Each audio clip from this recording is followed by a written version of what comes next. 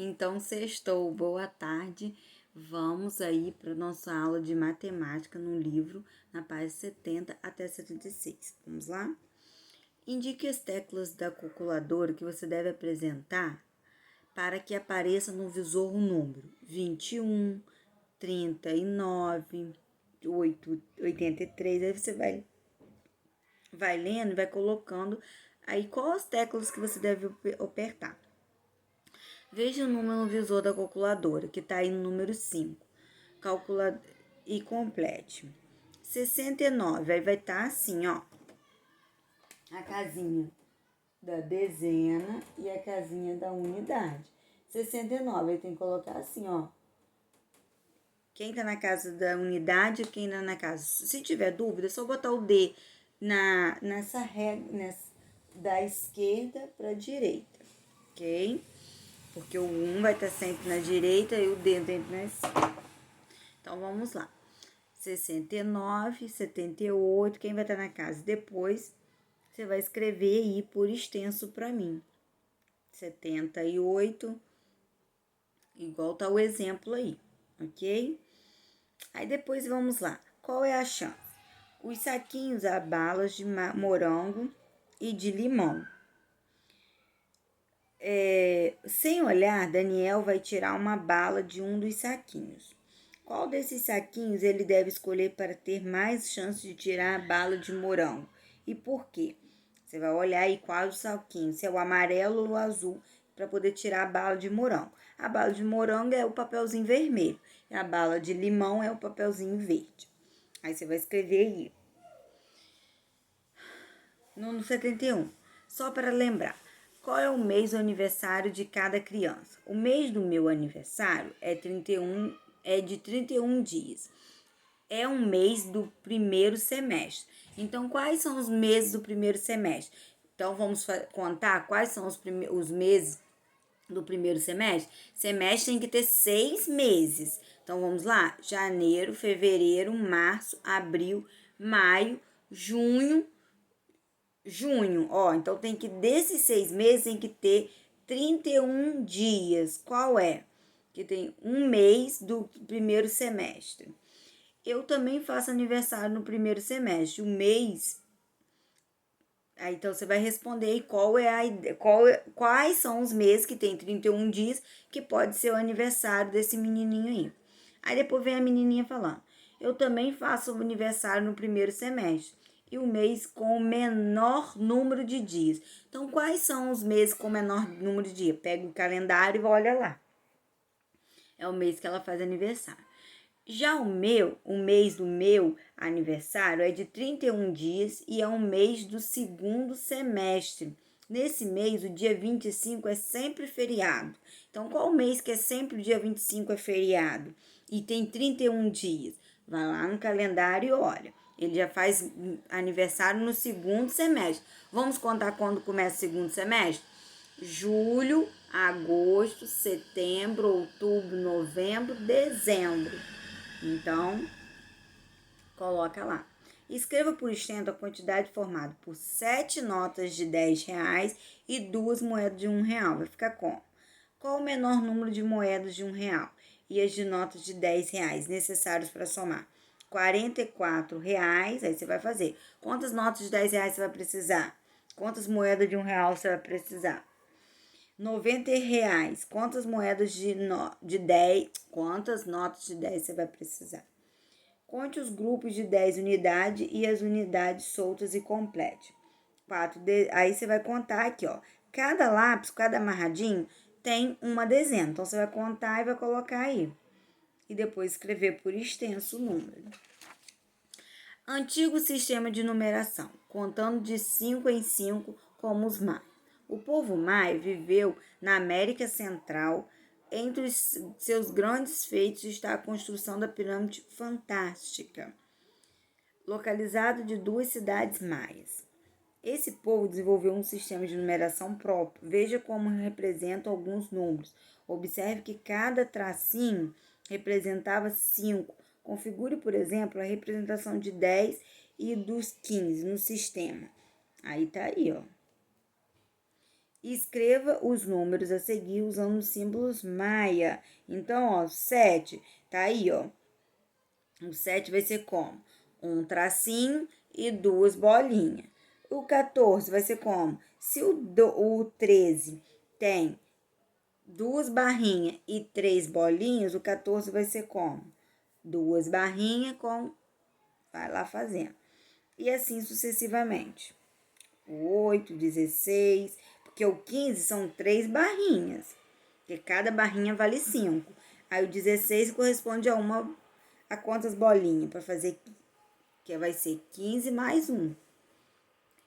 Contando de 10 em 10 com os egípcios. Há cerca de 5.000 anos, no vale do rio Nilo, fica a norte da África, desenvolveu-se uma civilização que viveu por mais de 3.000 anos, os antigos egípcios, que construíram por ordem de faraós enormes pirâmides. As pirâmides do Egito são consideradas uma das 7 maravilhas do mundo antigo. Os antigos egípcios usavam desenhos de animais e objetos para registrar quantidade. Estes símbolos desenhados são chamados hieroglifos, que podemos observá-los ainda hoje em gravações feitas em monumentos. Faraós eram, sim, chamados os reis do Antigo Egito. Para representar os números de 1 a 9, os antigos egípcios usavam traços como este. Aí era um pauzinho assim, ó. Aí observa aí os traços do sistema egípcio. Para representar as dezenas, eles usavam símbolos que lembram o calcanhar. Veja como os antigos egípcios representavam as dezenas. Era assim.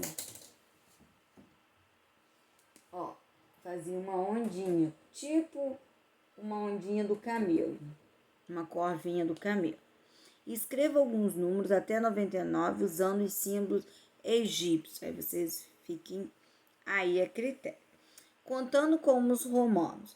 Há 2.000 anos, o Império Romano dominava parte da Europa, parte do Oriente e parte da África. Assim, os povos de diferentes culturas e línguas estavam sob seu domínio. Ainda hoje, o sistema de numeração romana é, em algumas situações, uma das mais conhecidas e demonstrador dos relógios. Aí vocês vão comparar no número 1 aí, ó, compara os dois relógios e descubra qual os romanos indicam a quantidade de 1 a 12. Então, gente, hoje temos vários registros de números. Temos os egípcios, né, que a gente viu aí, os do sistema maia, e temos os números romanos. Hoje em dia, os que mais é conhecido é o sistema romano. Aí vamos lá, romano. Agora represente com símbolos romanos a quantidade a seguir. Aí símbolos romanos. Temos, para representar de 1 a 4, a gente utiliza pauzinhos assim, ó. 1, depois 2, a letrinha I maiúscula. Aí quando chega no 4, o 5 vai ser a letrinha V. Aí vai ser 5 menos, no caso, 1 menos 5, que vai ser um tracinho 4, para representar o 4, certo? Aí vejamos a explicação aí. Represente com os símbolos romanos a quantidade a seguir. Aí tem o leão 2, 6, 7, 8. Aí depois, no início, os antigos romanos usavam um símbolo, tipo assim, ó, que lembra uma mão espalmada para representar o 5. Com o passar do tempo, o símbolo foi ficando mais simples e passou a ser identificado por V, pela letrinha V, como a tia mostrou aqui, ó. Veja, por exemplo, como os antigos romanos representavam o 6. Aí vai ser 5 mais 1. Então, qual o número que representa 1? É o I e o 5 é o V. Então, vai ficar 5 mais 1. Quando temos dois símbolos diferentes escritos juntos e de maior valor, está antes do símbolo menor valor. Adicionamos os seus valores. Para representar o 4 e o 9, fazemos assim. Ó, vai ser o 4. Esse livro aqui tá mostrando que é 4 pauzinhos, mas não é assim. Para representar o 4, já mudou. É V e um pauzinho, tá? Essa é a representação do 4. E o 9 é como? É V, que vai ser 5 mais 1. Não, sim, desculpa. Vai ser X menos 10. Vai ser 1 menos 10. Porque o X vale 10, ok? Depois a tia vai trazer uma... para representar o 4, nós faziam assim. Desculpa, tia, eu errado. Faziam 4 pauzinhos e depois o 9. Aí embaixo, mais tarde, passaram a representá-los assim, como a tia ensinou. Que é o IV, que é o 5 menos 1, que é igual a 4. E 10 menos 1, que é igual a 9. Quando temos dois símbolos diferentes escritos juntos e do menor valor está antes do símbolo de maior valor, subtraímos seus valores, ok? Deu para entender? Em alguns monumentos, os relógios podem observar as formas antigas de representação desses números, que é os em romanos. Agora escreva como você acha que é escrito os números de 13 a 19 com símbolos romanos. Faça uma pesquisa aí. Os florins foram as primeiras moedas fabricadas no Brasil. Eram quadradas e foram fabricados pelos holandeses na época da invasão do Nordeste brasileiro. Observe os símbolos romanos que aparecem no desenho de cada moeda. Quantos florins cada uma delas indica? Aí vocês vão ver os desenhos aí de quantos florins, ok? O Festival do Japão, na Paraíba, acontece uma vez por ano. Observe o cartaz e responda. Olha o cartaz aí. Qual o número de festival anunciado no cartaz? Em romanos. Escreva esse símbolo romano do número. O festival aconteceu em 2009. Festival desse ano. Aí você vai botar aí.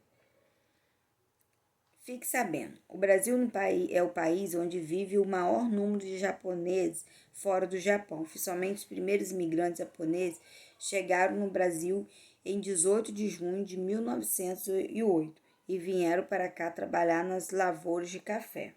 Então, tá aí uma dica bem legal. Então, por hoje é só. Vamos agora para a nossa atividade de português. Vamos lá?